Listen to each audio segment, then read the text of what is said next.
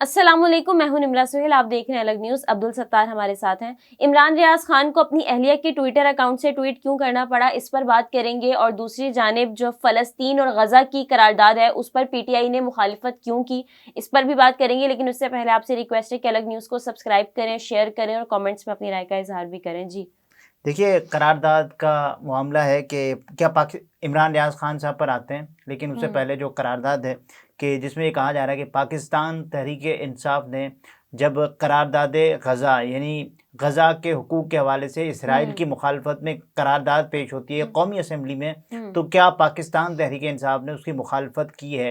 और उसके बाद सब ये कहना शुरू हो गए कि देखें, पाकिस्तान तहरीक इंसाफ वाले हम्म तो ये हैं ही, वैसे इनको तो सिर्फ अपनी सियासत चमकानी है। और उसके हाँ बाद फिर लोगों ने कहा कि साहब ज़रा रुको, ज़रा सब्र हम्म करो। और हाँ, उसके सोशल बाद मीडिया पर शदीद तनकीद की जा रही थी कि जिस तरह इमरान खान साहब के जो हम्म मुखालिफ हैं वो ये कहते हैं अक्सर कि यहूदी के एजेंट है, हम्म यहूदी एजेंट है। तो वो ये कह रहे हैं कि इनके अरकान ने भी देखे नो कहा तो उनकी जबान से भी नो ही निकला, उसको अच्छा लिंक हुआ कर रहे हैं वहां से। वहाँ पे। असल में हुआ ये हम्म कि जब करारदाद पेश की गई शाजिया आता मरी साहिबा की हम्म जानिब से, और उसके बाद फिर उसी करारदाद में जब ऐवान की राय मांगी गई तो बहुत सारे लोगों ने पहले तो ये कहा यस, और उसके बाद जब स्पीकर साहब ने कहा कि इस करारदाद के अगेंस्ट कौन बोलना चाह रहा है, यानी कि इस हम्म करारदाद के अगेंस्ट आपकी राय तो आप वो भी बता सही। सकते हैं। तो उस करारदाद के अगेंस्ट हमने देखा कि जो भी पाकिस्तान हम्म तहरीक इंसाफ के अरकान थे तो उनकी जानिब से नो आया। फिर अयाज सादिक साहब ने पूछा कि देखें, आप गज़ा पर भी नो बोल रहे हैं, तो उन्होंने कहा नहीं। और यहाँ तक के देखें, जब करारदाद पेश की जा रही थी तो शेम शेम की सदाएं तो गूंजी, ये हम्म सब ने सुना। और पाकिस्तान तहरीक इंसाफ को या फिर किसी को भी जब करारदादें पेश की जा रही होती हैं, और ज़ाहिर है उनका एक अलामती उनकी हैसियत होती है, वो अगर यही, हाँ, यही अयाज सादिक साहब ने भी कहा ना कि जब हम भी इस पोजीशन में होते थे हम्म तो नो ही हमारी जबान पर होता था, तो नो ही कह रहे होते नहीं, थे। मैं दूसरी बात कह रहा हूँ हाँ। कि जब करारदादें पेश की जा हम्म रही होती हैं तो ऐवान में मौजूद अरकान का ये फ़र्ज़ होता है कि कम अज़ कम उनको सुन लें कि हाँ किस बारे में है, बिल्कुल। क्या उनकी जो राय है हम्म वहाँ पर मौजूद अरकान की वो उन करारदादों से मुताबिकत रखती है या फिर नहीं। तो ऐसे में अगर आप नो ही कह देंगे और शेम शेम की सदाएं, तो इसका मतलब ये है कि आपने कुछ करना तो होता नहीं है, फिर शेम शेम। और इस पर तनकीद ज़्यादा हो हम्म रही है, और इस पर तनकीद ज़्यादा होनी चाहिए कि आपका ध्यान किधर होता है।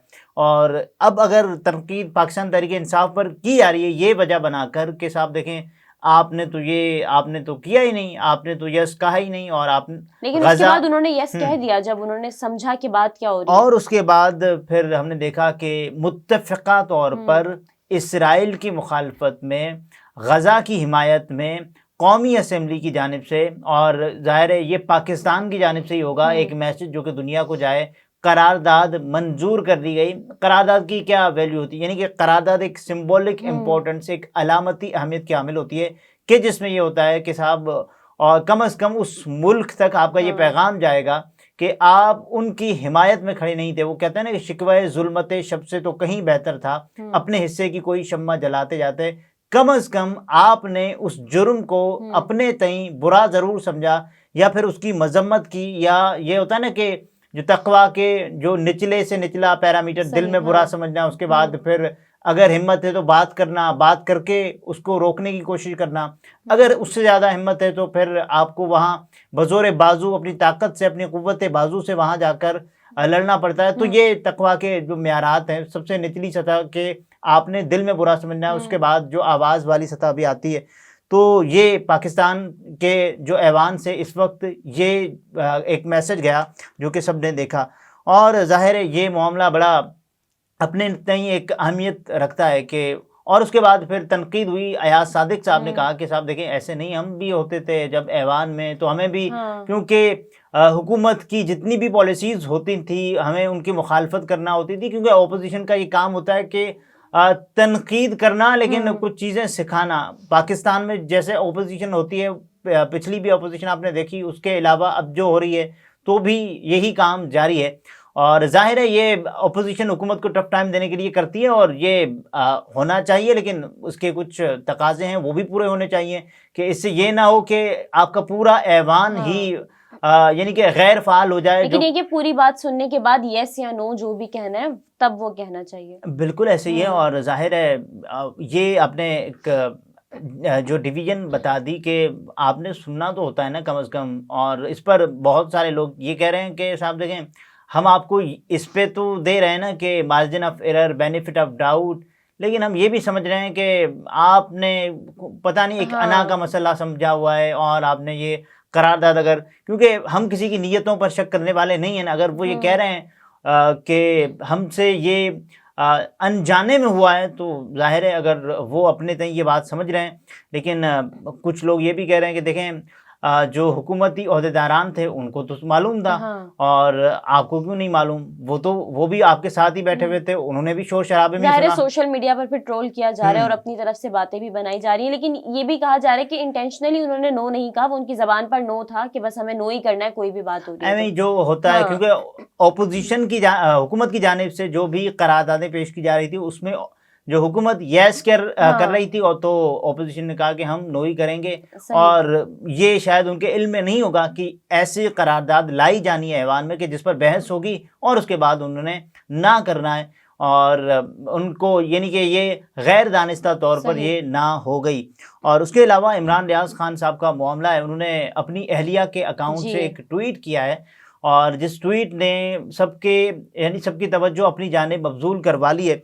और इमरान रियाज साहब पहले 4-5 महीने तक वो लापता रहे और उसके बाद वापस आए, और उसके बाद फिर उन्होंने अपना व्लॉग शुरू किया, और उसके बाद जब उनको दोबारा हिरासत में लिया गया, जब मरियम नवाज शरीफ साहिबा की यानी कि हल्फ बर्दारी थी उससे 1-2 रोज़ पहले, और उसके बाद फिर वो भी हो चुका काम, और इमरान रियाज खान साहब वापस आए। इमरान रियाज खान साहब इससे पहले यानी कि कुछ वक्फे की बातें चल गई कि इमरान रियाज खान साहब अब आपको वक्फा लेना चाहिए, और ज़ाहिर है बहुत सारे लोग इस पर बात कर रहे हैं। अब इमरान रियाज खान साहब की जो अहलिया ने एक ट्वीट किया है, उनकी अहलिया के अकाउंट से इमरान रियाज खान साहब ने खुद ट्वीट किया। वो लिखते हैं कि मैं इमरान रियाज खान अकाउंट होल्डर अहलिया की इजाजत से पोस्ट कर रहा हूँ।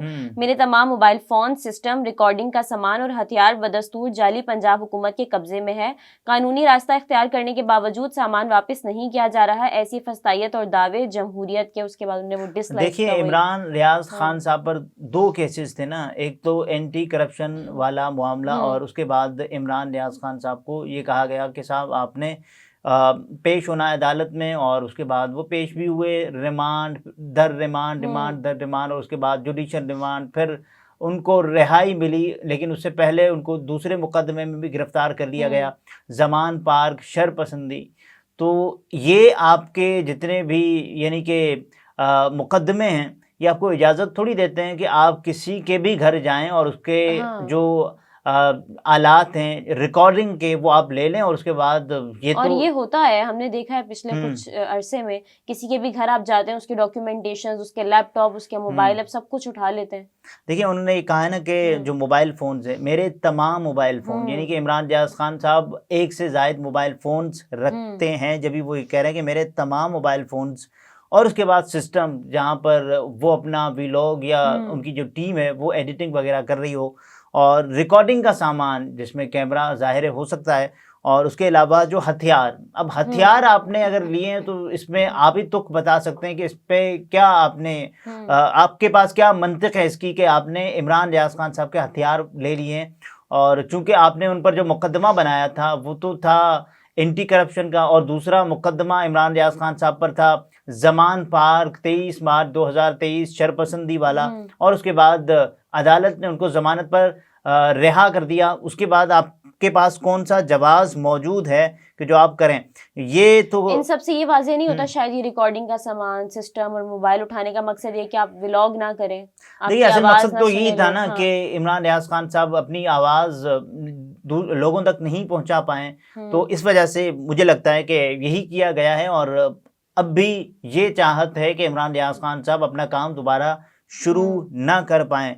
देखें अब ये आपके सिस्टम जब ले लिए जाते हैं तो आपकी मुख्तलिफ चीज़ें उसमें लॉग इन होती हैं, उसके अलावा क्योंकि आप अकाउंट होल्डर होते हैं तो जाहिर है आपका बहुत सा पर्सनल डेटा भी है उसमें बिल्कुल ऐसे ही है। और ये तो साइबर क्राइम लॉज की वायलेशन है। जब आप किसी भी शख्स का वो अगर ये दावा कर रहा है, उसका दावा अगर ठीक है और उसके बाद आपने ये सब कुछ हथियार लिया है, तो ये तो डाकू करते हैं, ये तो डकैत करते हैं, ये तो चोर करते हैं, ये तो लुटेरे करते हैं, ये वो थोड़ी करते हैं जो मुहाफिज होते हैं। मुहाफिजों का तो काम तहफ़्फ़ुज़ देना होता है। और ये अब देखें, इन्होंने जो सरेआम जो इल्ज़ाम लगाया है वो तो जाली पंजाब हुकूमत कहकर उन्होंने लिखा है। जाली पंजाब हुकूमत से मुराद अब आप समझ लें कि उन्होंने किसको या किन को मुखातिब किया है। उन्होंने बाज़ाब्ता तौर पर इसमें मरीम नवाज शरीफ साहिबा को जिम्मेदार समझाया और उन पर इल्ज़ाम लगाया कि उनकी वजह से इमरान रियाज खान साहब के जितने भी रिकॉर्डिंग के हालात थे वो ले लिए गए। सो देखें, इसमें अब देखें मरीम नवाज साहिबा वज़ीर आला पंजाब, उन्होंने तो कहा ना कि मैं तो अपने मुखालफिन की भी वज़ीर आला हूँ। तो मैडम चीफ मिनिस्टर साहिबा से गुजारिश है कि इमरान रियाज खान साहब ने ट्वीट कर दिया है, तो उसके बाद तो कम से कम ये देख लें और अगर हो सके तो तहफ़्फ़ुज़ फराहम कर दें अगर आपको मुनासिब लगे तो। सही। नाज़रीन, गुफ्तगू आपने मुलाहिज़ा फरमाई। अब्दुल सत्तार हमारे साथ थे। इजाज़त दीजिए। अल्लाह हाफ़िज़।